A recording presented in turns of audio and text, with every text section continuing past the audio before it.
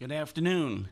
This is the podcast Life Along the Merrimack, and I am host Dyke Hendrickson. I am the outreach historian for the Custom House Maritime Museum. We often have guests on this show. Today, I am going to be speaking just myself. We're going to have a little history lesson about the Merrimack River, but also I'm going to be talking about an event coming up here in Newburyport. There will be an exhibit in this spring of the Merrimack River, the resilient river.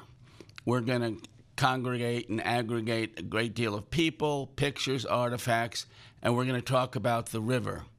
We're doing this because an increasing number of people are concerned about pollution in the Merrimack River.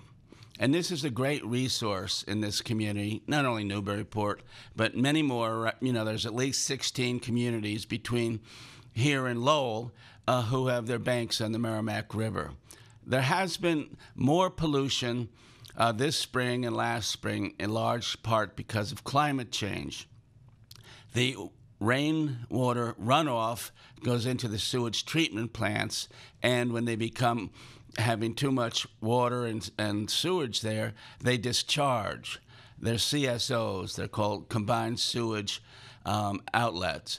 And this is what happens when there's too much going into the sewage treatment plants. So I think people are concerned. Some people who have appeared on this show have been concerned.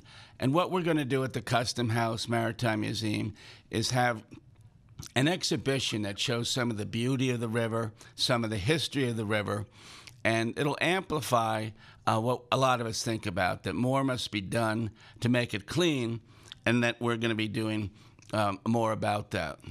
Now, in recent months, officials have been trying to make limitations. Local, state, and federal officials have been meeting together, and in fact, once again, they've created the Merrimack River Commission, which will be meeting in about a week and a half. They're trying to come up with solutions. There are some on the national level. The Federal Environmental Protection Agency recently had a webinar about what some communities in the Midwest, including Oklahoma and Kansas, are doing to let people know when they're CSOs. So even though they're not on rivers, they're on bodies of water. And they have computerized programs now that let people know. So things are being done. Also, we have several congressional representatives in our area who have identified a fund in the federal government, and they're trying to get about $500 million.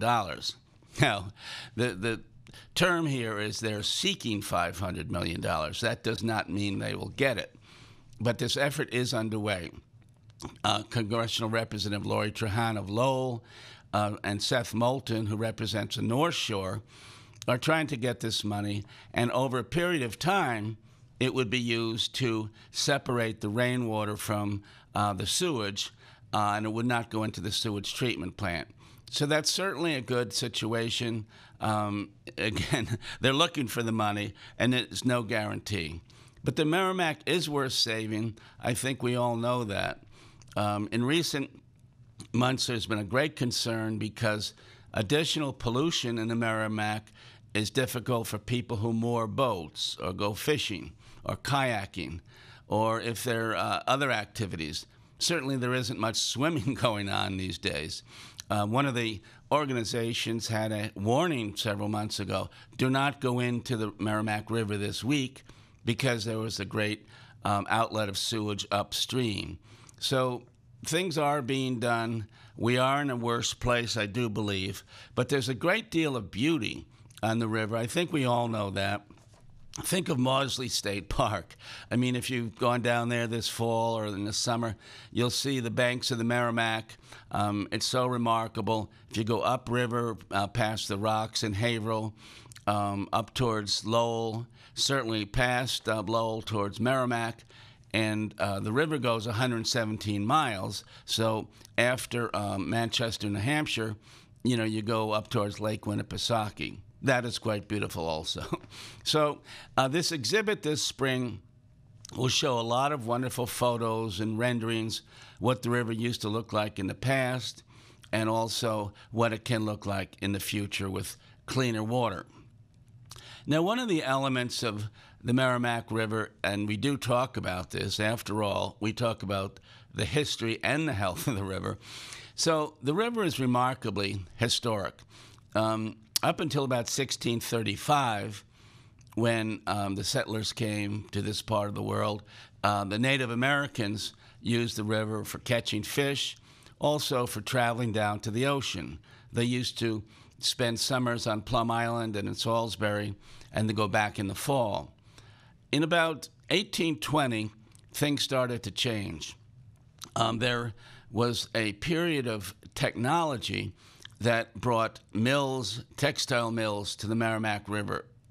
You could almost equate it to what happened in Silicon Valley about 3 decades ago, and perhaps the Boston-Cambridge area 2 decades ago, when technology burst forth and numerous companies suddenly were built. This is because hydropower had been harnessed. In other words, the power of the Merrimack River was corralled and harnessed, and the textile mills could use the water power to actually give power to their mills. This changed the river in many ways. They built canals, they built locks, they built dams. All of this was so they could regulate the flow of the river. And again, we're talking about 1820, 1822. So that's exactly 2 centuries ago. Now, we know that the mills, the textile mills, were very successful in some regards. Lowell built, a dozen of them, and 20 years later, in 1840, Lawrence was built from scratch because everything worked in Lowell. So they actually built mills in Lawrence, and they built dormitories and housing to house the workers, and that also was very successful. And the early workers were farm people, mostly farm girls, who would come from rural areas, and they would take jobs, they would earn cash, they would be relatively close to home, and that worked out well. About the mid to late 19th century, there were so many jobs available and so many factories and textile mills on the Merrimack River that immigrants were invited here. And I think we know part of that story. Greeks and Albanians and Armenians and some Irish, many French Canadians, they came here to work. There wasn't much cash work elsewhere. They made, for that time, a pretty good wage. And so there was a great deal of jobs here, and those communities grew significantly. It also led, I must say, to later history, which was some of the first labor unions in the country, and one of the first examples of labor unrest. In about 1912, there was a labor strike in Lawrence called the Bread and Roses strike, and the many immigrants got together. I think there were 28 different ethnic groups that got together and said, we need shorter hours, we need some time off, we want to make a little more money. And they were able to get a little better deal as a result of this labor strike. Now, hundreds of state police came in to Lawrence. I mean, it was one of the first big events. And there were some publicity elements around children. Some children were sent to cities, such as Boston and New York, where relatives were, for fear that there'd be violence. In other cases, they had some children actually involved in the marches, and the phrase, "and a little child shall lead them," was one of the elements that came out of that. And so that was pretty successful. They got a better deal. And 2 decades later, in 1928 or 1930, they had more unrest, and those did have violence. But so here we have, on one hand, the birth of an industry, which was hydropower and textile mills, and about a century later, we had the start of organized labor. And those things, are still with us. One of the elements about the mills, and we're still feeling that to some degree, is there was no regulation at the time. People from the Watershed Council here in the North Shore have have slides of what the river could look like if, for instance, one of the mills was using orange dye that day to do some of their worsteds or some of their cotton. The river would turn slightly orange, or it could, a few days later it would be blue or green. So a lot of things went into the river. Also, much of the waste from the mills went directly into the river, too. And you can imagine it meant an end to commercial fishing in the river. There was still fishing in the ocean, of course. But after the mills came, there wasn't much fishing. Recreation didn't exist per se, but the traffic on the Merrimack River slowed down. And we must remember that the Merrimack has always been a major highway, particularly a couple centuries ago, before there were trains, before there were cars, and when the roads were pretty bad. A lot of trade went up and down the Merrimack. And there's a vessel called a gondola that is kind of like a large barge, quite long, that just left from Lowell Boatyard last week and took several dozen people out on a trip. So the gondola was a barge. It would go up and down the river. It would be good for trade. But as more pollution came along, it was, I think, a little less used, and the river got to be less of a highway, and certainly the fish disappeared, and a lot of the people who once used it for recreation or picnics or perhaps swimming, they stopped doing that as well. So we're going to be doing, in our exhibition this spring, we're going to be showing some of the beauty of the Merrimack River the way it used to be 2 centuries ago. That was before photography, of course, but there are some very notable renderings of that period, like looking over Lawrence when it was a bucolic community, or looking at Haverhill when it was still, mostly farmland. So that'll be interesting. We're also going to have photos of nowadays, the way it looks. And it'll amplify the fact that a lot of people here in the modern age want to work hard to make sure that the river stays clean. So let's talk about the river. It was a place for transportation in the early days, and we're talking between in the 18th century. It was a big timbering area. The Merrimack was used to send timber down the river from New Hampshire, from Massachusetts. Many huge logs came down, and it was one of the reasons why Newburyport became the great shipbuilding center of the colonies. Now, this is true. This isn't me saying this. This is Samuel Eliot Morison, the great historian of the 20th century, was off to say Newburyport was the number one center for shipbuilding. It was larger than Salem. It was larger than Boston, if you can imagine that. And so Newburyport was a great sailing area in part because of the river.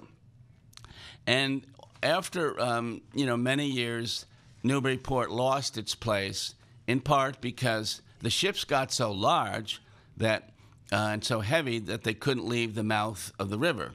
The Merrimack is very shallow. It draws about 16 feet right now. It's always been shallow, and there have always been sandbars, maybe a different place in the last year.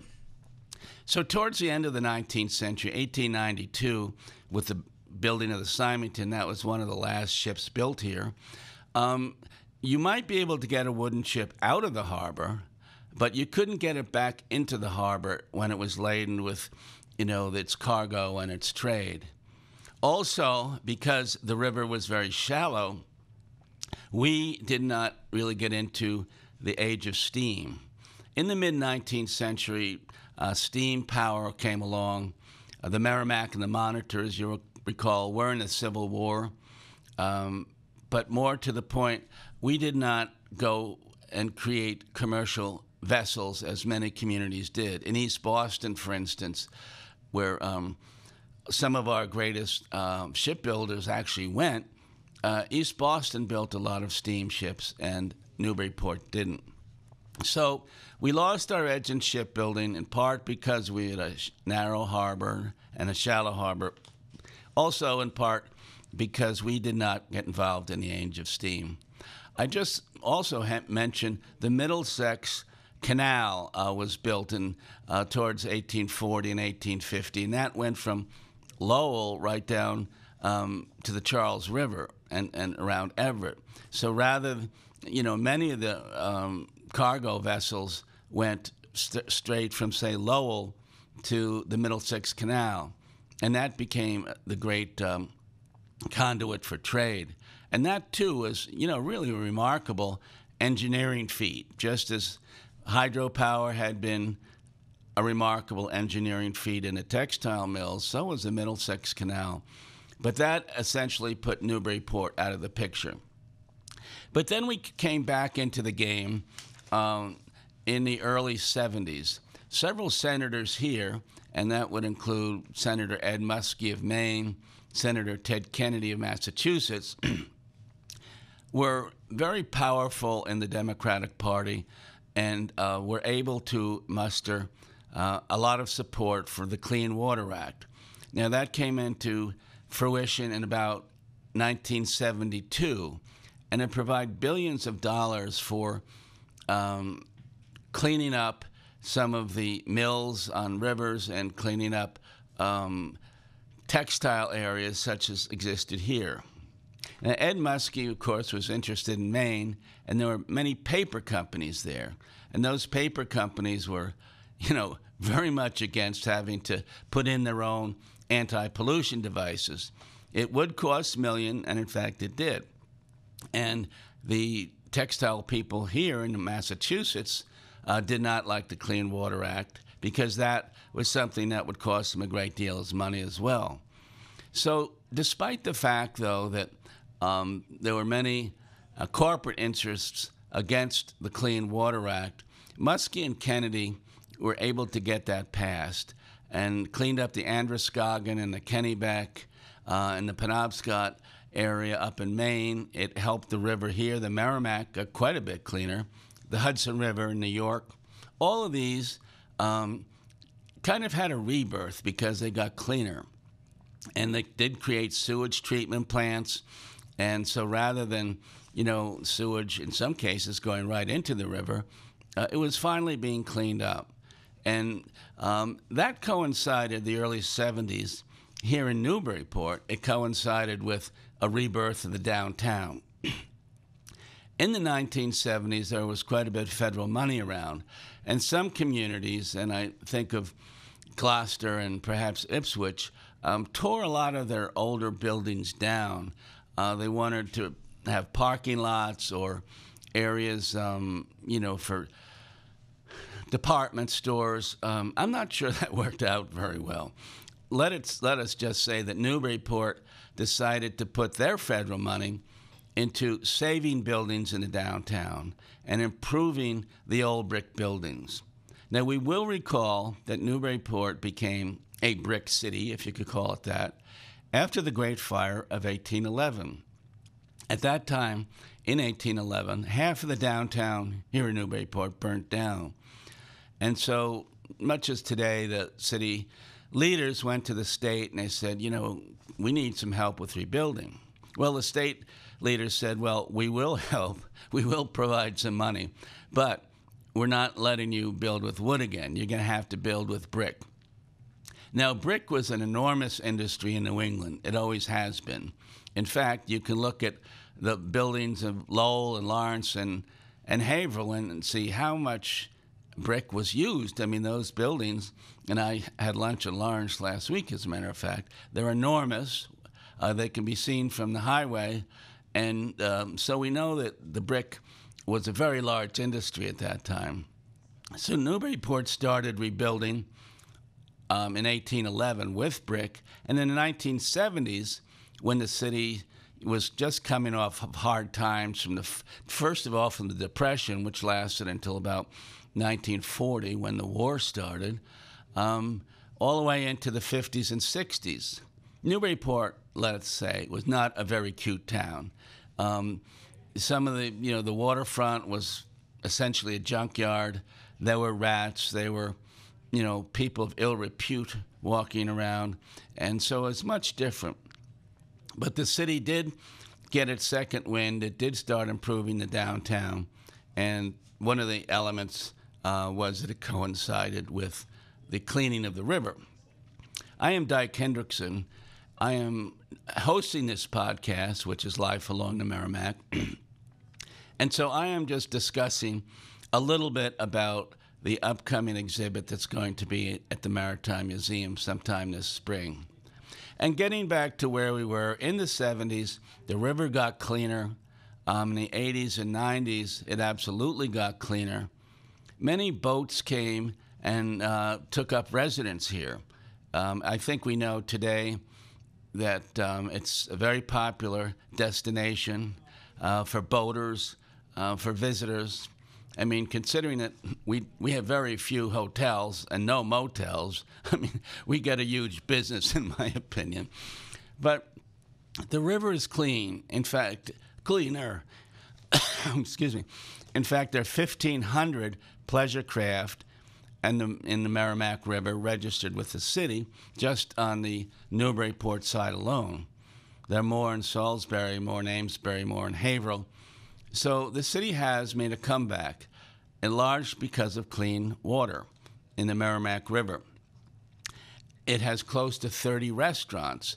People come here, and this is something I think we all know. People come for the weekends, and I worked in Boston for many years, and I never was in a conversation with anyone at a professional event or as a news reporter, which I was for the Boston Herald and then the Boston Business Journal. I was never at an event where, we talk about where we lived when I say I was from Newburyport, and I never was at a place where it says, I love Newburyport. And probably you folks have seen that too. This is a very desirable area. We owe a lot of it to the Merrimack River. And the Merrimack is good for us all. And I think wherever you are along the river, or if you're on the North Shore, people have enjoyed having that as part of their lives. And this is a moment that, we are facing a tough time in terms of pollution. There's not much federal money around. I did ask State Senator Diana DiZoglio, who was a guest last week, if there was going to be a taxing district or something in Portland, Maine, they call the rain tax. When it rains a lot, your water and sewage bill is going to go up. Well, she's very informed, and she said it's being discussed, but right now I think they're trying to work on a level that doesn't get there. What she is doing, the senator, and others are doing is trying, for the moment, to try to create a warning system. So if there's a big discharge, say, in Lowell, after a heavy rain, or in Lawrence, which does frequently happen, millions of gallons of effluent go into the river, people can know about it. And it might come through online notifications, email.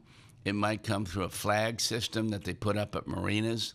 It's not clear, but people are working on this, as well as people are trying to get politically active. As I mentioned, in about a week and a half, there's going to be another meeting of the Merrimack River Commission. And for the initial meeting several months ago, there were close to 100 people, all talking about what might be done. I went, and one of the things I found useful was they had the managers of 3 of the sewage treatment plants there, Haverhill, Lowell, and Lawrence.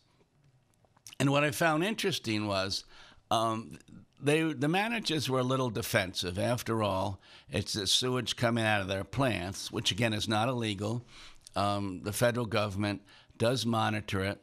But, they basically were saying, we're not health officials. We're chemists and we're sewage treatment guys, and we'll help in any way we can. So if you want to come up with a solution, we'd be glad to cooperate. So we are getting more people on the project, and I think it'll continue to grow. Mayor Donna Holliday here in Newburyport has been a leader. She is trying to get the flag system going and trying to let people know when things are happening. The officials of the Merrimack River Watershed Council recently had a directive after a very heavy rain where millions of gallons of sewage was in the river to say, don't go swimming today. We've learned from, 3 of the sewage treatment plants have discharged and don't go in the water. And this is helpful for dog owners as well. Several dog owners have, they say that after the dog would take a splash in the river down at Cashman Park, where many people go with their dogs, they came up with sores the next day, or they weren't feeling well for several days. And on the human element, I've got to throw this in there. City Councilor Charlie Tartar, who is city councilor here in Newburyport, recalls a time years ago in the early 70s when things were not good, as we have said. He was on the crew team from Georgetown University, where he went to school. They came up for a competition on the Merrimack River up in Lowell, and somehow Charlie got dislodged from his shell, he and his partner. So they're in the Merrimack River. When they come out, these officials grabbed them, toweled them off, took them to the shower, and then drove them to the hospital to get a tetanus shot. Now, this is not funny, of course, but Charlie said it with a smile, so I can, relay it in the context that he said it. But that's the way the Merrimack was. Boy, these 2 guys fell in the river. They're on the crew team. We've got to get them into the shower and possibly give them a shot. So we're going to be active on employing, more information for you folks. Again, the name of this podcast is Life Along the Merrimack. We talk about the health and history of the river, and I am the outreach historian for the Maritime Museum, which, of course, is on the waterfront in Newburyport. We're going to be having a big exhibit in the spring, and we're going to be amplifying the notion of what a great resource it is, how pretty it is, how useful it is, how fun it can be in recreation, in taking, a picnic or taking photos or going out in a boat. We'll recall that most of the whale watch boats in this North Shore area leave from the harbor here, and there's several other boats that go upstream.